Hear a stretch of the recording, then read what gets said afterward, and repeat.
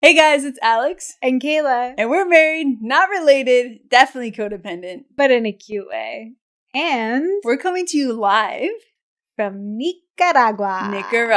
Yeah, we're here and we are fucking queer. We're queer, we're at Still Salty, our home, our in paradise. If you're watching on YouTube, then you'll really be able to tell because we have a slightly different setup. It looks amazing because we brought producer Lex with us. Yes, we love our producer. She did all of this. Everything that you're seeing and hearing, she did it all. And it looks amazing. We've been shredding waves with her every day. It's been like the best week ever. Living the good life. Just saying. Yeah.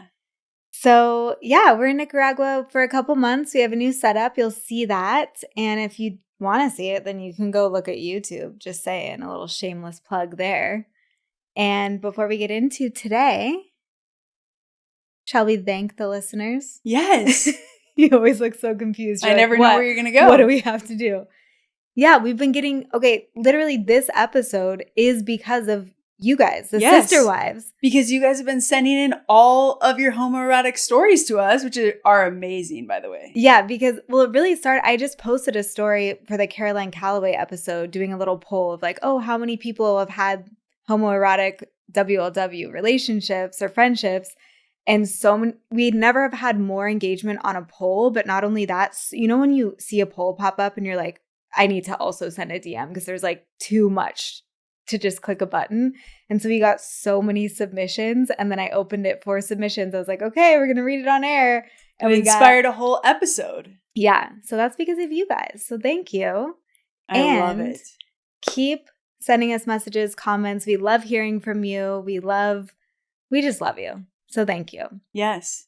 Thank you to the sister wives. we're softly trying it, soft launching sister wives. I don't know. That is a poll I still need to put up and see. They might be like, we did not choose this name. No, it's a no from us. We'll see. Okay. It's kind of funny. So before we get into the submissions, we're going to play a little game. It's my turn to lead. Your turn to lead. Good. Red flag, green flag, beige flag. Okay. You can figure that out, right? Yeah. So I'm going to give you a scenario. It's a WLW. What's beige again? It's not red or green. It's somewhere in between. Yellow. Okay, cool. Yeah. And you're going to flag it. Okay. Okay. So the ex-bestie, she still lives with her ex, but they're just really good friends now. Flag it. That's a red for sure. Okay.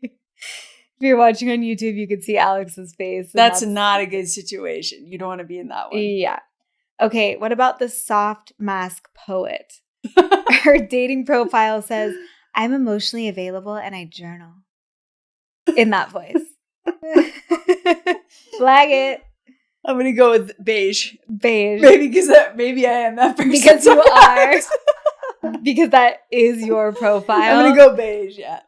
Okay, the U-Haul situation. I mean, we're obviously impartial to a U-Haul around here. So she suggests moving in on date 3 to save money and because vibes.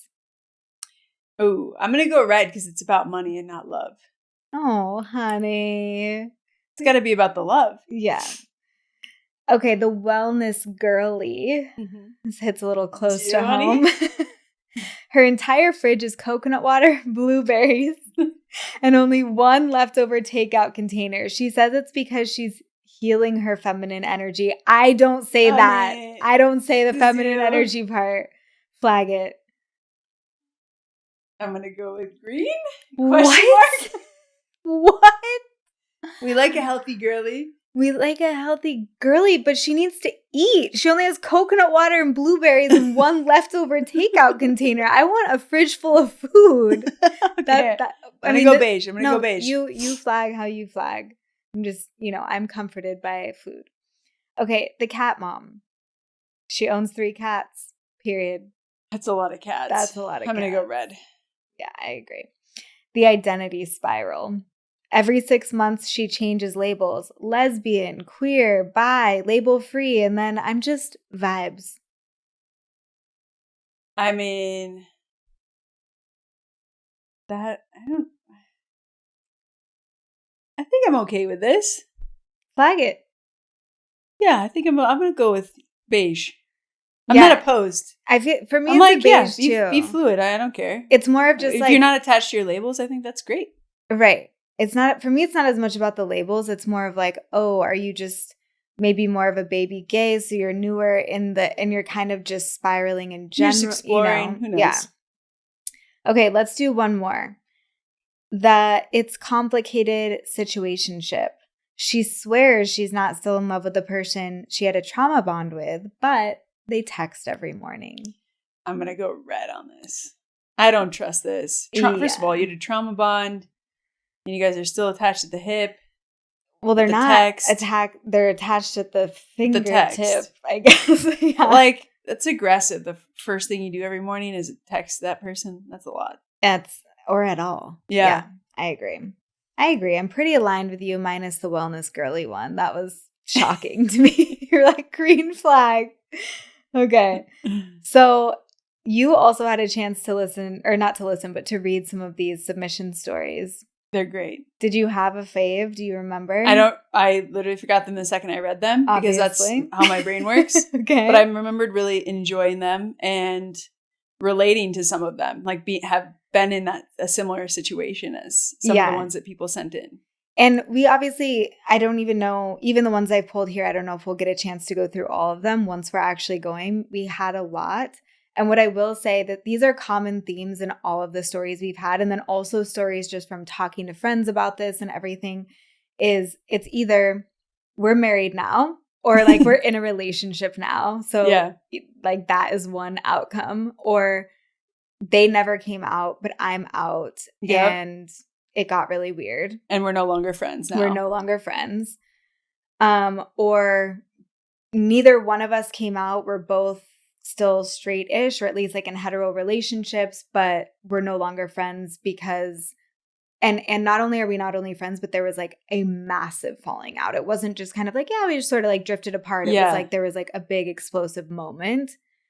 I think those were the top 3 kind of trends that we see. That's what I would expect it to be. Yeah. Yeah. Most of the time it wasn't so just interesting. Like, it's either like basically you're getting married or the friendship's blowing up. Yeah. Which, okay, again, all of this. I will say, or it could be like a slow fade away where you lose touch over time. No, that's what I was saying. I feel like that happens less. That's what happened in my scenario, but I think maybe it's less common. That's what we got. As far as the stories that we got, I heard that less because, and again, this also related back to the Caroline Calloway episode. If you look at even her and Natalie, it wasn't just like, we kind of just lost touch. It was massive like blow up. Explosive. I mean, still writing novels about each other, like op-eds it's just and novels and exactly craziness. So I know that there are some slow fades like your experience too, but maybe that's also an age thing where it's like, well, you were young and then you went to different colleges and like it kind of just, Okay, so let's read one. Hi, wives. Ooh, hey. Hello. In college, I had this best friend who everyone assumed was my girlfriend, even though we both insisted we were straight. We were basically attached at the hip, showering after the gym together. Okay, that's wild. Sharing clothes, sharing beds on trips, and accidentally referring to each other as my person. This is the gayest thing I've ever heard. Okay, one night after a party, we were lying in her twin bed. Of course you were lying in a twin bed. Honey, this literally sounds like you and Jenny. Did you write this, honey? Did you write this about your freshman best friend? We did not shower together. Totally out of nowhere. And said, I've never felt this safe with anyone. Then she brushed my hair behind my ear and kissed my forehead. Slow, intentional. It was not friendly. It's so tender. I know. I'm like, that is so much more intimate than the lips, by the way. Oh, yeah. I froze because it felt too good and too confusing, and she never mentioned it again. But after that, we cuddled up every night I slept over, and she traced circles on my back until I fell asleep. We're both married to men now. We still send each other voice notes that sound like love letters. Neither of us have ever talked about that night, but it lives in my head like a book I never got to finish. That's like the most romantic thing I've ever heard in my life.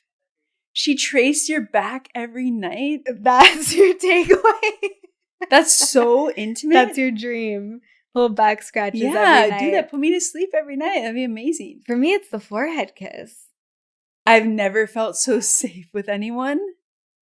Wow. It reminds me of one of our friends who identifies as straight-ish, who has said about her girl best friend. Oh, yeah. And they are like super best friends. And like, her best that friend is her person. is a lesbian. Yeah. But she's like, sometimes I just wonder if I'm ever going to love a guy as much as I love her. And we're like, are you gay? You're not straight. There's no way you're straight. Straight girls don't say that about their best friend. She's just like, I just don't think I'll ever have an emotional connection with a man the way I do with like this best friend. Right. And she's like, I'm like, does that mean that I should be with her? Like, I think she's confused by it. Right. And so it reminds me of this situation. I agree. I would love to know how the track to both being married to men has gone, and also like both of your relationships. I'm curious about the voice notes that you're sending to each other to this day when you're married to men. Voice notes that sound like love notes? Yeah, and so I wonder if the husbands have any suspicions. Okay, but this is also where it's tricky, because on a societal level, it's so much more. I send podcast length voice notes to my girlfriends, and I'm also married to a woman, and you still would never look at the way I'm voice noting my friends and ever be like, this makes me uncomfortable. Well, I also don't know what you guys are saying on your voice notes. I'm not listening to them. So the men don't know that they sound like love notes. They're just like, oh yeah, two girls voice noting. That's normal. Exactly. Yeah. But that's what I'm saying. Like on a societal level, it's acceptable for girls to do that. Yeah. To be that connected and talk all the time. Yeah. And it typically wouldn't really raise an eyebrow. I'm just so curious if they still have that longing, even though they're married, because I'm guessing that they do. It lives in my head like a book I never got to finish. There's longing. There's deep longing. So I have so many questions. There's like grief in that longing for something that never came true.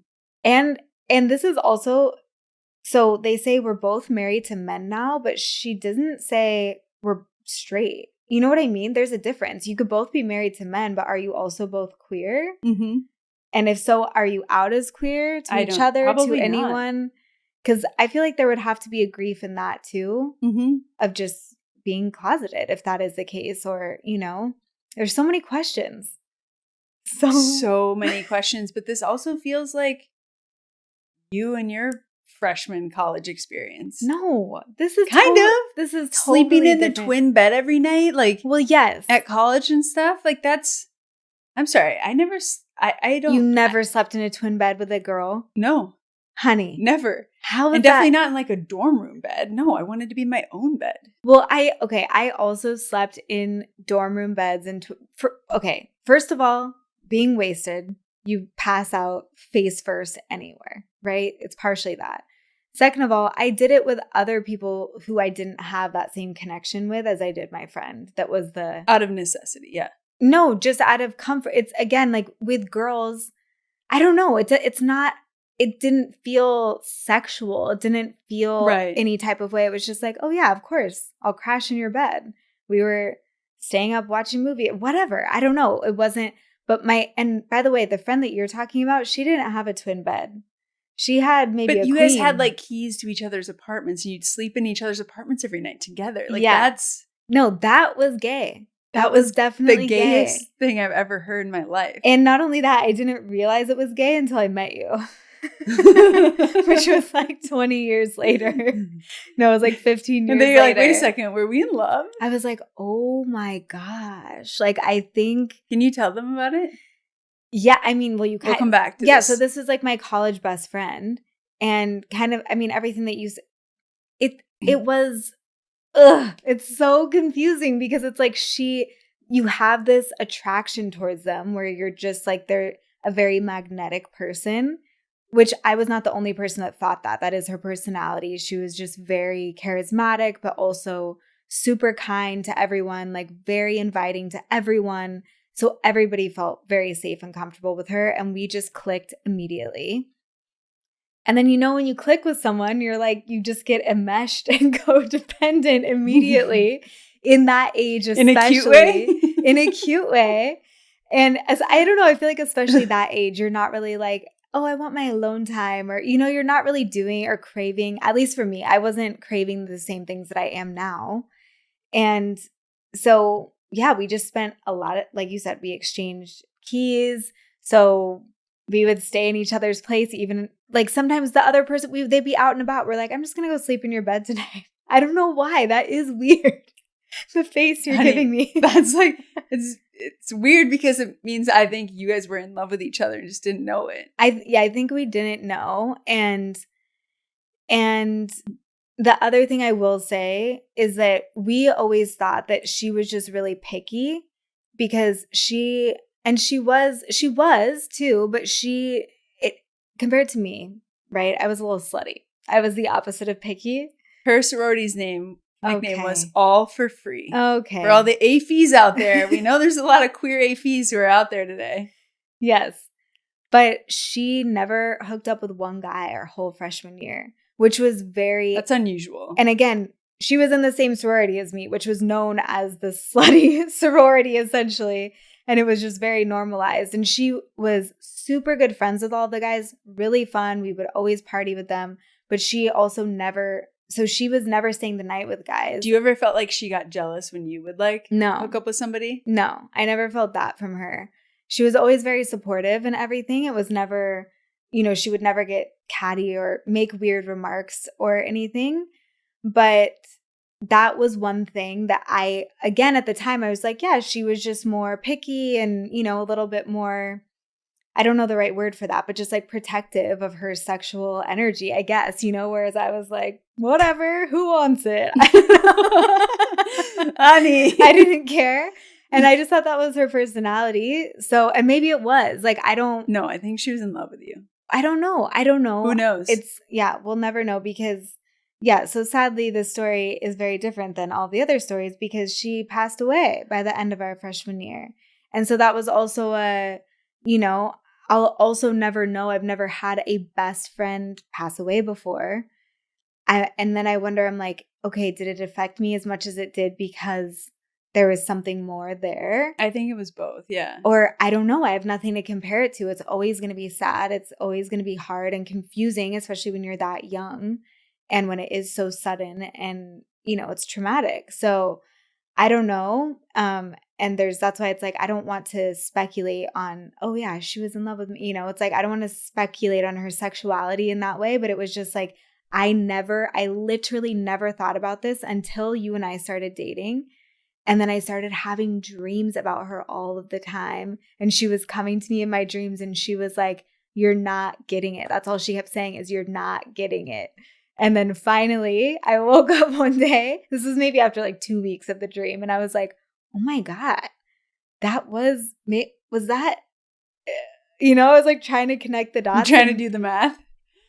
We'll never know. Like I can only know from my side that I'm like, oh yeah, I think there was definitely deeper feelings there. And I didn't feel like I was suppressing them. I didn't feel like, oh, I feel this, but I don't want to. And I'm ashamed because she's a girl. It just felt very natural. And I wonder, of course, like what would have happened if, in so many ways, what would have happened? Like if you had more time. Yeah. Who would? Yeah. Who knows? Maybe she would have held you close and kissed you on your forehead and said she's never felt this safe before. Yeah, but then who knows if I would have found you because maybe we were soulmates. I know. I think you guys were soulmates. On some level. In some level for sure. Yeah. So it's so sweet. I just picture you guys all cuddled up every single night in college. Like who does that with their best friend? I mean, I feel like a lot of girls do that. Exhibit A, this person here. Yes, in homoerotic relationships. You're like, that are queer as fuck. Okay, so the next one, my roommate in college, that's exactly how it starts again. So my roommate in college used to have snuggle time in her bed with all of the curtains closed around us. We'd listen to music while I played with her hair and laid on her boob. I didn't realize I had a crush on her until my current wife told me I did. Oh, so we love when our partners help us uncover our secret crushes from the past. Because I do feel like that's at least so many queer people that I've seen kind of share their stories online. That's been a part of it when they're in their relationship, like a relationship for the first time. And then especially if their partner is farther along the gay journey, they're able to be like, yeah, no, that was fucking gay. You know, and they kind of point it out to you. It's so cute. That's so cute. Oh, I love it. Okay. Hi, Kayla and Alix. My best friend, in quotes, in my mid-20s and I had a whole delusional fantasy life we never admitted was romantic. We'd go on what were absolutely dates, farmers markets, picnics, cooking dinners, slow dancing in my kitchen as a joke, in quotes. She randomly tell me I smelled good and tuck my necklace into my shirt for me. But the wildest part, we planned a future together. We literally had a Google Doc titled Our House, describing how we'd decorate, what dog we'd get, and which cities we'd live in. She'd send Zillow listings like, this one has the sunroom for your writing desk. Meanwhile, she was dating a guy she barely liked, and I kept saying I wasn't into girls. Spoiler alert, I am. When she finally moved across the country, we hugged for so long I cried into her neck. Not the neck. Oh my God. No. She whispered, "You're my home," and then left. Oh. I'm going to cry. We drifted apart after that. Sometimes I reread the Google Doc like it's a relic from the queer timeline where we actually let ourselves be honest. Oh, That's so sweet. what are your thoughts? I can really relate to this one because Yeah. I've had a lot of the similar ones with somebody before. But when I was thinking about the context of this, I was thinking about it as more like unrequited homoerotic relationship kind of situations, like, or friendships. Whereas like this was, the other person was also a queer person. We just never like admitted that we liked each other, but we were doing all of these things. Like we would drive around my car in San Francisco and be like, oh, that's the house we're going to buy one day. Or like go on like little dates, but we were just like best friends, you know, or like really good friends. Yeah. And so I didn't like think about it that way, where it's like I was thinking more of a like maybe one person's gay, one person's straight, or both are straight, and you're having this like weird friendship dynamic. But I had this as well with another lesbian. Yeah, it can show up in, well, okay, this is also a hot take of mine. I don't believe in unrequited love. I don't think that it's possible. I don't know. I think, okay, I should say, I think it's possible that both people can fall in love and one person can fall out, and then one person falls out and one person's still in, then it's possible.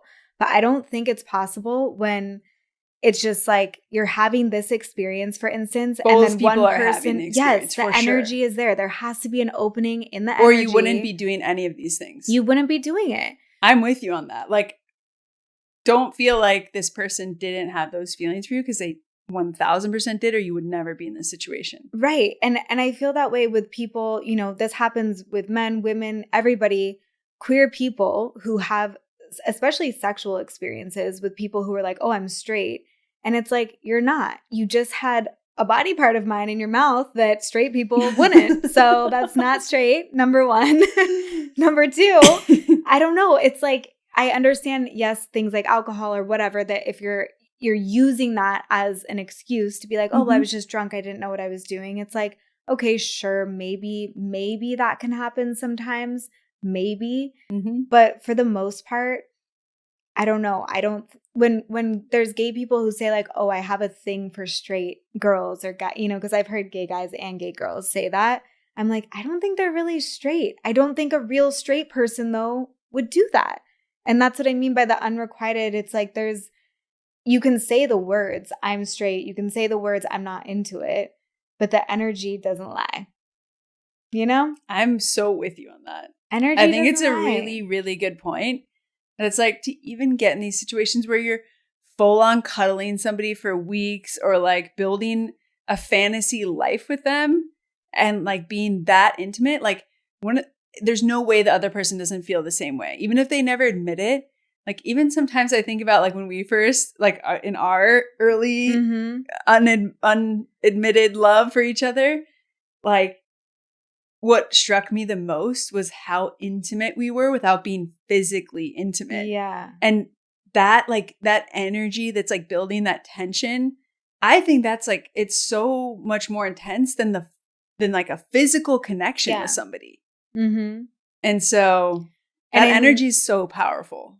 And yeah, go back and listen to our first episode if you want to hear our love story. We go deeper into that. But I mean, as I just said before, I was pretty slutty most of my life. So I was fine with that. Like I could have casual sex genuinely and like not catch feelings and everything. And so the way we did it was, and it wasn't even intentional. It wasn't that I was like, okay, I'm going to do it differently this time. And see, it was just, that's just how it happened. But it was something both of us thought and said that we also didn't want, when we would tell our friends and everything, it's like, oh, I don't even know if I want to cross that line, even with just a kiss, because it felt like that physical part might ruin it because the other part was more valuable and more potent, and physical part felt less important in some ways, you know? I still feel that way today. Yeah, it's like the intimacy, the love is, of course, like we're still attracted to each other. Of course, we still, you know, like to kiss and hook up and all of these things. Like you can't not have that at all. But the basis of like a really strong relationship is that like the emotionally intimate connection. Yeah. Yeah. And I don't know. I'm also curious from you because like you said, you had this experience with another lesbian, and I know who you're talking about. And so you were already, both of you were super out. Like there was, you know, how is that different compared to the other experience you had in high school when you were not out? You didn't even know what a lesbian was in high school. You know, like how do you think that that's different with two out lesbians having that experience versus people who are potentially closeted or confused? Yeah, I think like for me, when I had the experience in high school, it felt more scary because if I like accepted what was happening, that would be like so confronting for my identity. And that was like more wrapped up in what would that mean and who I am and all those things. So it was like something I really didn't want to acknowledge. I think with like my friend in San Francisco, it was more about, you know, almost similar to you and I, where it's like, if I cross this friendship barrier, like how is that going to impact our friendship? It was also the friendship group. That's what I was going to say is like, we had a strong group dynamic and like, would that ruin the group dynamic? So there was more fear around like ruining the group friendship and that like individual friendship. Fast forward, it all blew up anyways. Like all of the group dynamic and that individual friendship all blew up, but like, and it blew up because of the tension, essentially.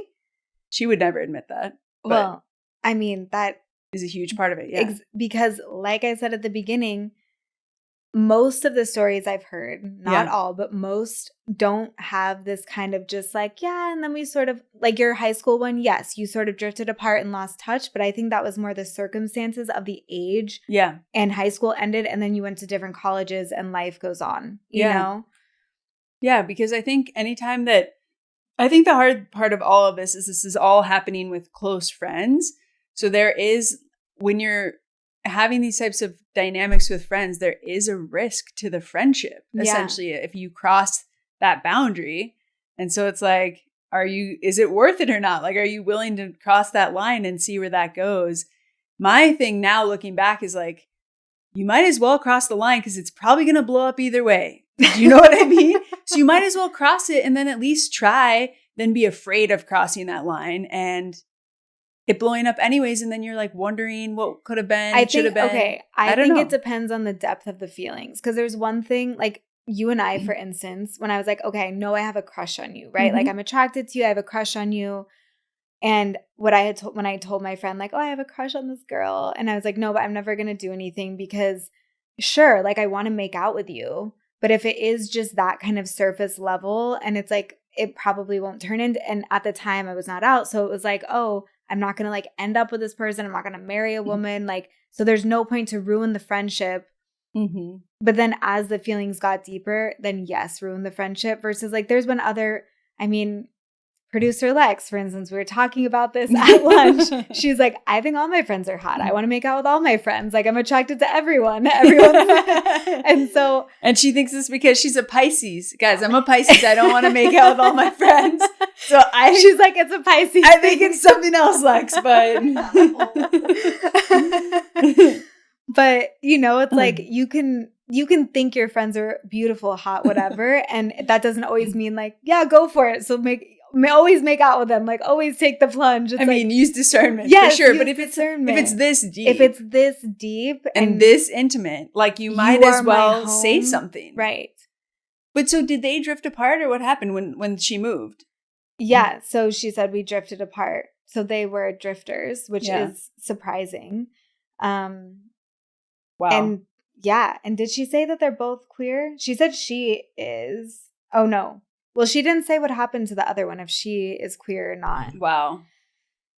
Yeah, that's intense. It's so intense. And it's so, the thing is too, in all friendships, like I think men have this capacity. It's just a lot of the times they're either afraid of it or they don't know how to get there with their friends. But like all friendships have the capacity to be intimate. I'd be so curious to hear some male stories. I know.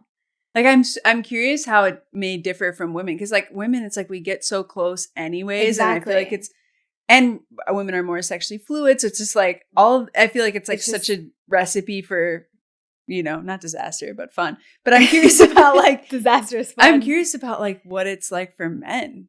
Yeah, because I think it's just like, again, on a societal level, there's a lot typically more shame for men to even like feel are they cuddling and stuff like. Oh, I mean, it can happen. Yeah. Remember this is a deep cut to Southern Hospitality on Bravo, if anyone watches that. Oh, yeah. And Joe Bradley. Yeah. And his TJ. Best friend, who is an out gay man. Yes. And they're also in the South, as the title suggests. So, it's like for sure more conservative and everything. And, but they were talking about like the cuddling and the spooning and how it was sending him mixed messages, and it's still not super clear what may or may not have happened. Sounds pretty gay. But, it sounded definitely gay. But I know that there's a lot, too, that can be violent, where it's like you're like either coming to from sobering up, or it's like a lot of stories that I've heard or even like seen on TV or in the media or whatever is where it's like because of the shame that men have around it, when they are starting to accept it, then it almost like makes them so scared that instead of being scared and vulnerable to be scared, they just get angry and like violent. Yeah. That's so sad. I would love to hear some male stories. I don't think we have that many male listeners. I don't think we do either. I'd be curious to like listen to some though. Yeah. Yeah, I agree. It would be good. But yeah, this was, so back to the original question that I had said to you about, the difference between closeted versus two lesbians, because it's like, I feel like if there's two lesbians that are having that experience, then it should be even more, almost not like a red flag in a bad way, but more noticeable, like, oh, this is gay. Like, because we are gay, and so we know this is how we act in relationships. Oh, no, I knew it was gay. So it should seem more obvious, right? Oh, I knew what was happening, yeah. But you wanted it to happen. Yeah. Yeah, you liked her. Yeah. But did but you it wasn't tell like her? we weren't like actively pursuing. No, we didn't tell each other. So you never talked about it? No. And then she got a girlfriend first, or you did? You got girlfriends like the same time. Yeah. Mm-hmm. And then it got weird. Yeah. Yeah. Classic. Yeah. And it's like, no, I'm not. I just don't. I'm not jealous. You're like, really? Okay. Okay. So we have one more. I became friends with a friend of my girlfriend's when things were quite rocky between us, and we were both unhappy in life and the relationship. Okay. Sorry.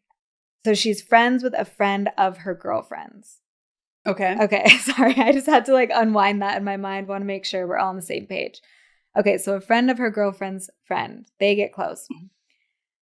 It was always quite flirty between us, and I fancied her, but didn't think much of it because I knew I was just generally unhappy at the time. We talked every day and became very close. Me and my girlfriend broke up. And then me and the friend stayed friends, as did my ex and I. Of course, even the everyone's still friends. So this is just one big web. But I moved across, or just that I moved country. I don't know if it's across the country to a different country, what. So we stayed talking nonstop every day for months. I went back to visit and stayed with her, and was just wanting something to happen. I realized I had to tell her how I felt, so I texted her when I got back. She took the leap. She did the thing. She crossed the line. She said she didn't feel the same and didn't feel comfortable being friends anymore. Oh, no. And then she said, I'm probably the asshole in this situation, to be honest, as my ex would be very hurt by all of this if we got together. She'd be hurt if she knew of any of this, so I'm keeping it to myself. ... Oh. I'm happy that you took the leap. That's so hard to do. Yeah. And like I said before, unrequited love is not a thing. I don't know. I just don't buy it. It's like you don't. I think especially this happens a lot with women where it's like, oh, you're crazy.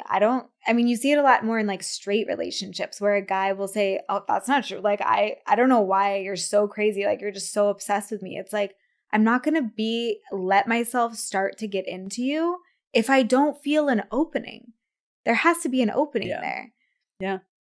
I mean, I don't know. I've been with people that I wasn't into that were into me in that way. Yes, but you had to have been giving them some sort of sign. You were probably having sex with them. Yes, I was. But that doesn't mean that I think I wasn't in love with them. Oh, not in love. Or like even, but that's an opening. That is a literal opening. I don't know. Is it? Honey? Come on. I mean, you can hook up with people and not have feelings for them and the other person have feelings for you. That's a thing. Yes. But you've also experienced that where guys have fallen in love with you, you're having sex with them and you're not into them. I don't know about falling in love, but developing feelings. Yeah. But that, I don't know. I'm saying this. My thing is like, I feel like it's not like if you're in a situation where you're like cuddling every night and it's so intense and all those things, that's not possible. But if you're like hooking up with somebody, that can definitely happen where somebody has feelings the other person doesn't. Yes. I think feelings, but not love. Because that's not like intimate. Exactly. You know what I mean? But I don't think that somebody who hooks up with somebody and they develop emotional feelings, I don't know if that's like real love. They just think that it is, or they're they just want attached. It to be. Yeah, it's just an attachment. Versus this kind, like you said, this is more intimate without sex confusing things. Exactly. But it's still, I don't intimate. know. There's a feeling there. I'm just happy you shot your shot. You shot your shot, yeah. And honestly, okay. More than I can say. I didn't shoot my shot. Yeah, I had to shoot the shot. I know, and now we're married, so you take the shot. But don't take it from my wife. Don't take it from me. Take it from my wife. The other thing I was going to say is even though it didn't go the way that you wanted it to, it's still, I can't appreciate that she at least said, okay, we can't be friends anymore, because that won't confuse things. It's not like, oh, I don't feel the same way, but then kept acting the same way. And then was like, no, but I don't feel the same way. But then, that just messes with your emotions. So it's like not the answer that you want, but at least there is this clear boundary. And it's like, but that is really hard. Yeah, it is. So those are all of our submissions. Wow. Those were so good. They're so good. I should have pulled more. I thought we were going to have more to say. So I feel like my biggest, what is this called again? Because I feel like takeaway? No, homoerotic dynamic friendship. Yeah. I don't know. It's a mouthful. It's a mouthful, but mine was in high school. Okay. Give us the dirty deeds. And I was a senior in high school. I was on the varsity soccer team. No big deal. And this girl was a sophomore. Honey. On the soccer team. Cradle robber. You know what? And I think it's important to note because like my core friend group, we were all like in the same grade together. I've never really felt attracted to my straight friends before. Yes. Really? So this girl was like not one of my core friends. She was like on the soccer team and we like started to get to know each other through soccer. Yeah. And then we started to kind of like hit it off and we were like definitely flirting and we started to like spend a lot of time together. Like, and I had my driver's license. She didn't yet. So I would go over to her house or like pick her up. We would like go on like ice cream dates and stuff. Like very, like wholesome. Very high school, but like we're just like best friends. And I feel like it started to like culminate as I was like getting close to graduating from high school. I remember there was like this party that we went to together and we were going to like stay over at our friend's house who was hosting the party. And I just remember like we're like kind of drunk, and near the end of the party, we're like kind of laying on the floor, like super close together, like talking, and like this sounds familiar. Thought like we were gonna kiss or whatever. Sounds like us. And then she like got really freaked out, basically. And didn't you? And you weren't freaked she out? went and like go kissed a boy or whatever. But before that, we would like talk on the phone like several nights a week till like 2 a.m. Just like we couldn't like get enough of each other in that way. And then basically like when I graduated, she started dating a boy, and I went off to college, and we like basically like slow faded after that. But at the time, I remember feeling really excited about it. Like, you know, that like desire of like, I want to talk to this person all the time. I want to be around them all the time. I want to be close to them. Like, oh, at the party, like I wanted to sleep next to her, like all of these things. But I never would have admitted it to myself that I had feelings for her, even though I very obviously did. And then I remember when I came out like 3 years later, looking back on that, being like, oh, I was so into that girl. Like, and just feeling like so embarrassed for my younger self, but also like, it's cute. Thinking about it in this cute way. Yeah, like it is so sweet to think about. Yeah. Because it is so wholesome, because it's not like, you know, it was so high school, you know, like, or so middle school, honestly. Yeah. Of like, just like the sweetest moments and cause times she, together. As far as you know, is straight, calls herself straight. She got pregnant from like that boyfriend, like when she was 18. Oh. And then, yeah. And so kind of like got married. Yeah. And did that whole path. So I don't think she ever really explored. I don't know. Yeah. Yeah. So it's like, we'll never know. But again, who knows? I don't know. I guess maybe when you're a lot younger too and hormones are raging, I could see it being, you know, more, I don't know. I have a hard time accepting that queer people, it's like, no, she has to be bi. She wrote me like love letters and scrapbooks and like she was making me arts and crafts shit. Like I don't know. That's so gay. Yes. I mean, I just even think about how it still is very normal. I mean, Cruel Intentions set the precedent where it's like, learn how to make out with a boy via your girlfriend. And that's not gay at all. You just make out with each other all the time.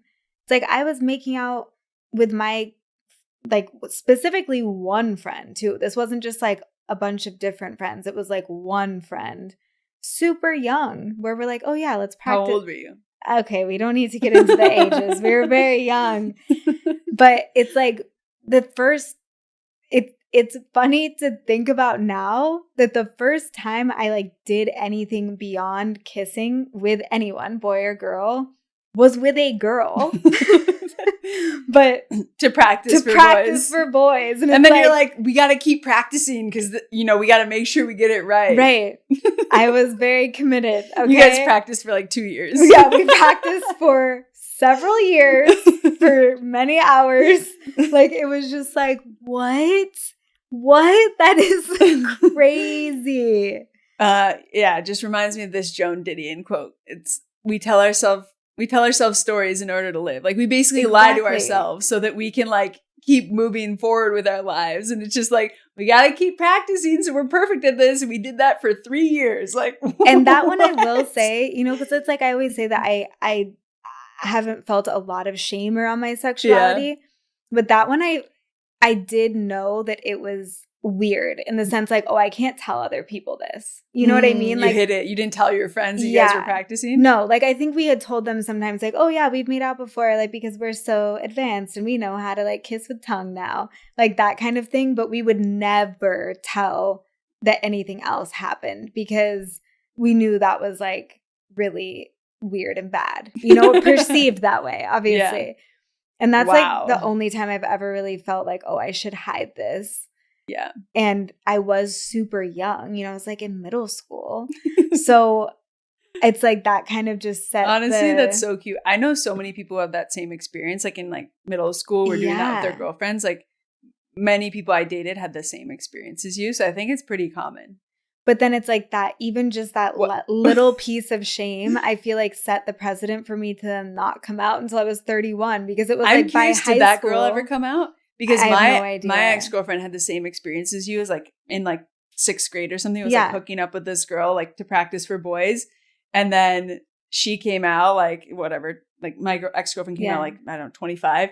And then that girl came out at like 28 or 29, 30, something like later in life. But she ended up coming out and they're like friends and stuff now. But it's wild. So ours was more like we went to different high schools and like, you know, so we grew apart so long ago. I have no idea. I don't have her on socials or anything. I have no idea. But yeah, it's just you know, it's a real thing. Okay, that's all I'm going to say. I know that there are straight people who listen to this podcast because they write into us a lot. And, you know, I should say allegedly straight, allegedly straight people. And if they're listening to this, like, I have never had a friendship like this. Okay. Maybe you are straight. Maybe you are straight. But if you have had a friendship and you're like, oh yeah, now that I think about it, I do those things. It's like, just saying. Just saying. That's all. Just going to leave that there. No, but there is a huge spectrum too. And it's scary. There's so much on the line. Like you said, it's like there's friendships on the line, but there's also, as you said, for high school, it's like when it's also you coming out, then it's like your whole identity is on the line. It's like, what does this mean about me? No. Am I gay? Does this mean like... It can make your whole world feel like it's crumbling around you. Like at that time, if it's questioning your identity. It's so intense. So shoot your shot. Wow. Those stories were so good. So good. We love you. And we'll wrap it up with Who's the Problem? Okay. Do you want me to go first? Yeah. Mine's kind of on brand for the episode that we did today. But I guess the question is, who's the problem? Like, is it in the scenario where there's a homoerotic friendship and let's say one person's queer and one person's straight and like the straight, like who is there a problem? Is there a problem in that situation? Like what's meaning that like, okay, so let's let's say there's a straight person and a queer person in a homoerotic situationship. Mm-hmm. And the queer person does shoot the shot, like this person did. Okay. And they get shot down. Mm-hmm. Like, who's the problem? Because we said, like, there's probably no real unrequited love there. Yeah, I mean, I don't want to like label. I think that the straight person, Lex is whispering society is the problem. That is the answer. Because it's like the straight person who's probably not straight, they're just not ready to come out yet. You know? So it's like, it might be a lot for them to accept their identity. Yeah. Yeah. But I don't know. It's like, I guess who's the problem, like in any of the homoerotic friendships? Like, how do you prevent yourself from getting into them? I don't know. You know, but I think, again, because of society. How do we keep ending up in these scenarios? Because it's so easy as women. That's what I'm saying. It's so easy to just kind of like cross over the line into. So we're the problem? Is that what you're trying to say? No. But I think if there was, less shame around gayness and sexuality and coming out to where you could like feel more free to explore that, like that's the problem, right? Yeah. Because it's like we have this openness and this intimacy. That's a fucking gift as a woman to be able to have that. But it's the shame or guilt or questioning or whatever it is that blocks us from like really exploring it. Mm-hmm. And so I think I'm all for the homoerotic friendships. You know? Mm-hmm. That's how I got a wife. There you go. So we totally dropped the ball. And as soon as we were done recording, producer Lex, who, if you're on YouTube, you see is sitting with me. Hi. Hello. She was like, you guys, we need to talk about Wicked. What the hell? I feel like I failed as a producer, especially for a queer podcast. Are you kidding me? So apologies, but at least we caught it in time to create a little segment. So. Yeah. So we're going to hop in. Me and Lex are going to hop in and talk about Wicked because this is the homoerotic WLW friendship of the century, the season, our lifetime. Without a doubt. So, I mean, and there's kind of two components to it where it's the movie itself, Glinda and Elphaba, and then also Ari and Cynthia, IRL. Yeah. So let's just talk about the movie first. But first of all, I know what you think, but do you think they're queer? And do you think there is more than just friendship there? Great question. I think from my perspective, if we're talking about Wicked the movie, just even what I've read about John Chu and the director and his perspective, his take on this film, I think for sure it's queer coded. Like maybe it's not outright like the girls are in love with each other, but the love that they share I think it's undeniably a fiery connection that you're kind of always wondering throughout the whole film, like, will they, won't they? You know, you're kind of waiting for the makeout scene. Yeah. I even felt like Elphaba and Fiero's like lovemaking scene is kind of like wah wah. Like you're like, really? I don't know. It was a little unbelievable for me because the chemistry between the two female characters is so palpable. Unbeatable. Oh my gosh. It's so good. So how about you? I don't know. I mean, I guess what I wonder is like, okay, is it just because I think everyone's gay? Yeah, because totally. I do too. And I know you do too. So I'm always waiting for girls to make out. I'm like, whatever, they'll figure it out eventually. But I'm like, maybe a non-queer person, if they exist, alleged straight people. Allegedly. It's like when they watched it, do you think that that's what they saw? That's what I wonder. Such a good question. I lean into your camp of like, isn't everyone gay? So it's hard for me to... And as you know, I'm someone that like, I always admit, like, I think all my friends are hot. So like the girls kind of like flirting or sharing that intimacy I don't know. It's so natural and normal for me personally. But I think probably straight people don't notice because they're probably in denial themselves of those relationships that exist within their own life, which I know we've talked about. Like we talked about, which is that whole, you know, again, societally, it's so easy for women to have that intimacy. And for the most part, people don't side-eye it. And they're not like, you know, if guys were having that kind of intimacy, definitely people would be like, you're so gay. Sure. And it would be this whole thing. Whereas women can do that more freely. Yes. And I think the supposed straight women out there, I think they could say, yeah, I've had really deep female friendships, but I don't want to make out with them. But I have that kind of chemistry and love there, but there's not like a sexual tension there. Sure. Which I didn't feel as much like a sexual tension between them as it was just like a deep intimacy. Totally. And you know, there's a scene where they sing there's so many things, but there's a scene where Elphaba says to Glinda, you know, I've never had a friend like you.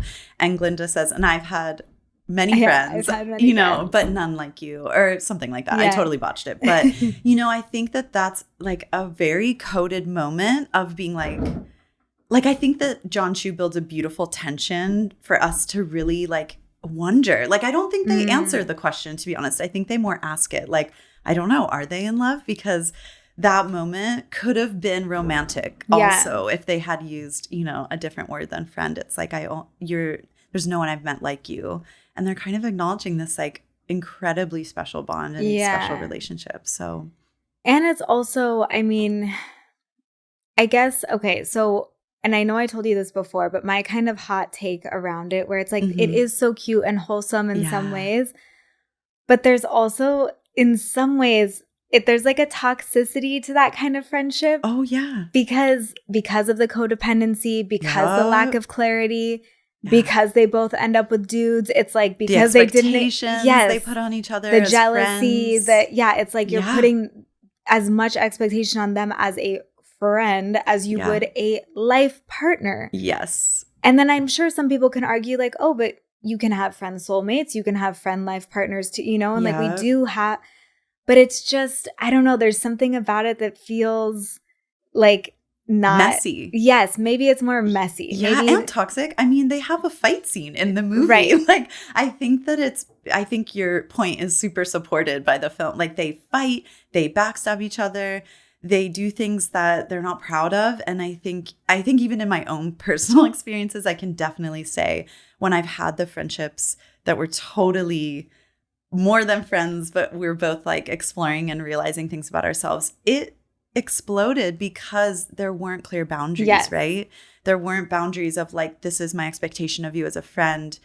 You know, can you meet this? And I think similar, and are we choosing to be friends? More importantly, are we choosing to be friends or romantic? This? Yeah, what is this? But even in friendship, like you were saying, we don't set those boundaries like we do in romantic relationships. I mean, a lot of us don't even set them in romantic relationships. But even with romantic relationships, there's usually these levels where it's like we're dating each other and now we're exclusive and now we're boyfriend, girlfriend, or, whatever it is. And so those are, even if you don't have a deep discussion of what do these things mean, they kind of, there's insinuations there. Whereas with friends, it's like, yeah, you do kind of start as acquaintances or, and it does, but you don't, someone doesn't sit and take you out to dinner and say, will you be my real friend now? You're no longer an acquaintance. You're like my actual friend now. And this is what it means to be my friend, right? Because I think as I get older, I am doing that with my friends, which sounds really unromantic, but it's actually, I think, the most romantic and healthy thing you can do and romantic is not exactly the right word, but just like loving. It's a loving thing to do, to say to a friend, like, I just want to set you up for success. And this is my boundaries and what are yours. And this is what I can provide you. This is what I'm looking for. And this is what I can't. Like, this is what I can't show up for. And I don't want you to feel like I'm a bad friend because of it. And I feel like I have such a weight lift off my shoulders in the relationships I have now that are so much more honest. And I feel like there's a lack of honesty between Elphaba and Glinda, just around, and it's not even like malintentioned. Right. It's just like it's just confusion. Them figuring it out and confusion, right? And that's the part. It's like you have to have grace for people in the closet. I understand it's messy, it's confusing. There's guilt, there's shame, there's all of these feelings that come with it. Your whole identity is being questioned. Yes. And so it is very overwhelming. It can be, at least. It's not for everyone, but it can be very overwhelming. And I think, it's like it's a process. Even hetero friendships, like if both people are straight, but even if they're not straight, I feel like even if someone's queer or bi and having a hetero friendship, you do have a little bit stronger boundaries, or you would more clearly be like, look, what is this? Because it kind of feels... But when it is same sex, for what even like Alix was saying, how she had this experience with, they were both out lesbians. So even though it's same sex attraction, known thing, it's like, still, why don't we have these conversations? I don't know. It's just not, I keep blaming society for all these things because it's like, it's not the norm. We're fed a lot of what it's supposed to look like romantically in cis-het relationships through the movies and TV, and the representation of these kinds of friendships isn't there. So I think that's kind of the first reason I think of like, we just don't know how to do it. We're not taught. We're not given and it can also examples. Be like a lack of honesty with yourself if you're not willing to accept that the feeling there is more than a friendship love.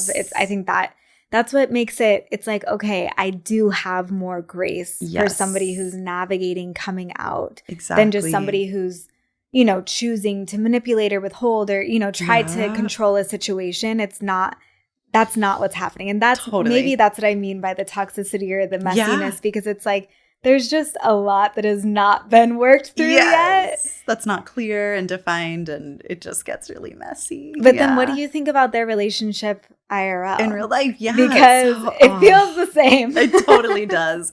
I'm reading Cynthia Erivo's book right now, which is phenomenal. And she talks about how when they both got the roles, they made this pact to protect each other on set.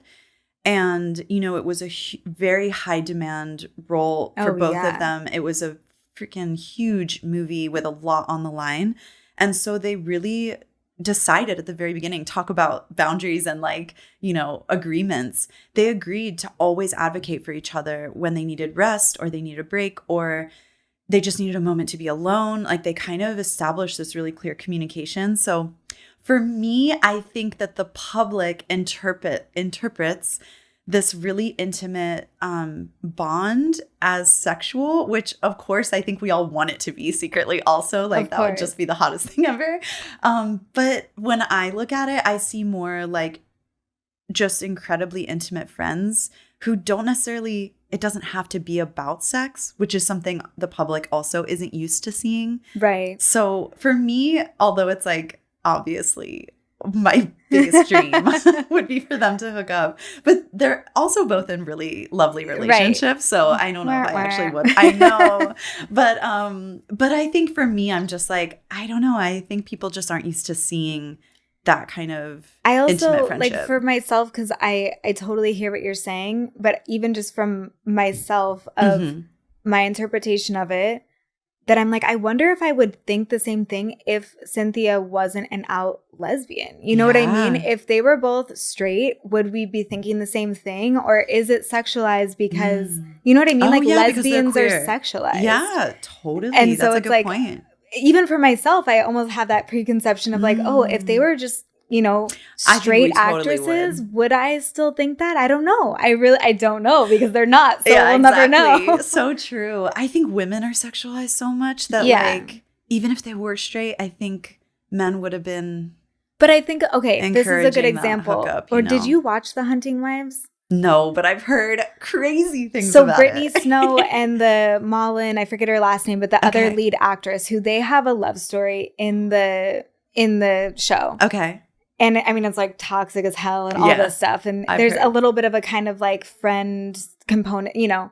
And when they're doing press, they're also very close. They're also very charismatic and all these things. But as far as I know, they're straight. And I've never seen anyone be like, I mean, jokingly, people will be like, oh, I wish you guys were gay. I've heard that. Right. But not like, do you think they're you know what I mean? Interesting. And same with myself. It's like, I just put them in this different category because they're straight. So I'm like, oh, it's just not even possible for them. Interesting. I haven't seen it, so I can't speak to it. But I wonder if their intimacy off screen is like Cynthia and Ariana. No, and what it doesn't even compare. I mean, what they had to go through was like such a crazy experience. I think that's what we're witnessing. Yeah. Maybe.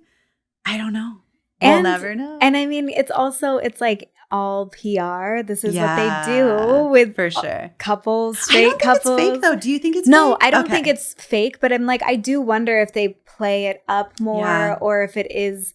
You know what I mean? It's like how much starts from them and how much starts from fan reactions that then they're feeding from that. And they're like, oh, people are into this queer narrative. So like, let's feed it a little bit. But we also love each other. So you're so right. I think they totally fed into like the queer playfulness of it. Yeah. And it is like an opportunity for, I don't know, two beautiful queer women to be holding hands and like, you know, affectionate with each other and like, kind of like fucking with the world's discomfort and like, you know, just pushing boundaries. So I'm sure they did. I also just wonder if there's like a bit of an emotional exhale that comes from like finishing a project like that. Right. And then you're boom, off on tour, like in front of cameras doing PR.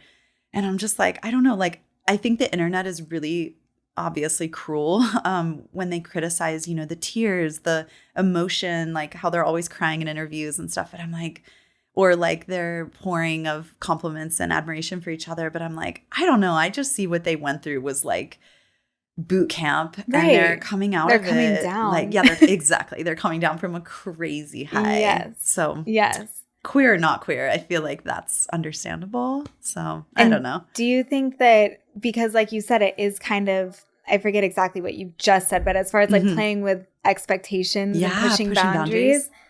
But do you think like what's the difference between that and queer baiting then? You know? But then it's like, is it okay because they're queer? So then how do you define queer baiting? I don't know if I really like queer baiting to where it's like making it seem like there's going to be a queer love story or there's like something queer to see, so that's why we're watching it, but then it never happens. Or like typically that person is not actually queer at all. They're a straight person kind of trying to draw queers in. I think that's the difference. I think the fact that like Jonathan Bailey, Cynthia Erivo, and Ari are gay all as fuck. Gay is like, I don't know. I think it's more about representation and queer-coded storylines. Right. Instead of like overtly queer. Yeah. And I don't know, when straight people do it, it just makes me more mad. Like, obviously. Yeah, I think that's the part that's just like, ugh. Yeah, which again, back to the Brittany Snow and Mullen example, if they were pretending like, ooh, we do have this off-screen chemistry, then it would be like, well. Exactly. Yes. That's queer baiting, I feel like. Because you're kind of like, dangling the carrot in front of the queers. Like, will it, won't it? But in kind of a more mean way. Yeah, more PR-driven way. Yeah.